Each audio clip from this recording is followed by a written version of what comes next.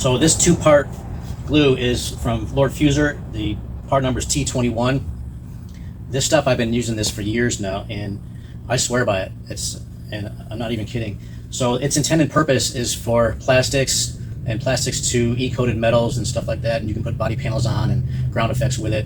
It's very strong. It's not real flexible at all, but sometimes if you just put a thin layer, it doesn't matter. But anyway, I found that a lot of bumper repair materials do not stick real good to certain types of plastics, and this has always stuck very well to any of the plastics that I've fixed with this. So I use this for the base repair, so you don't get no cracking through it or anything, and then I'll finish it off with something finer on the final coat. So this bumper had license plate holes in it, and they did not want to go back with the license plate holes. So I ground this out, and you kind of V it out a little bit to get some more surface area on there and a better repair. And you also need to do the back side as well. So you're actually going to do it in two parts, or I guess you could do it in one and just do both sides. But that's the best way to do it.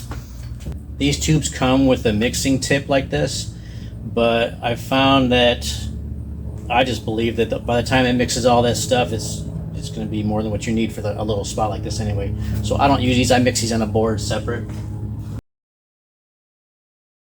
Now this stuff has a very long drying time. I think you have 45 minutes to actually work with it, so you don't have to get in any kind of hurry. And that's also maybe a downfall if you're in a hurry to do this, but this stuff is meant to be heat set, so you can use a heat drying light or a heat lamp or something to set it pretty quick.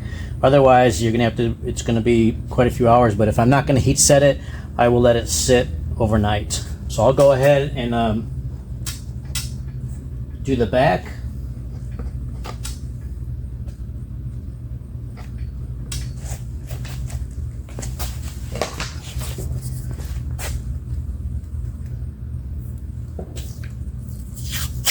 Then what I'll do is I'll just take a piece of tape, stick it over it so it doesn't poke through.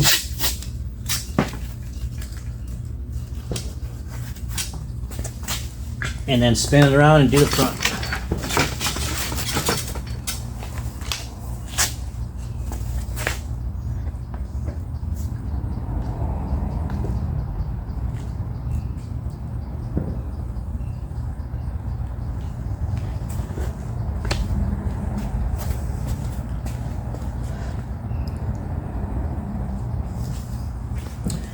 And then once I sand this out the next day, I'll sand it down just a little bit below the grade there, and then I'll do my feather edging, and then I'll put a real skim coat of a flexible repair material on top of that.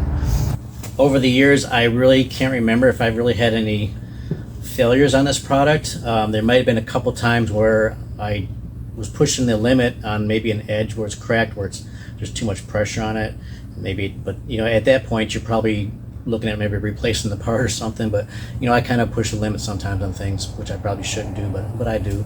So this has been the best one that's held up for me, and I'm very happy with it.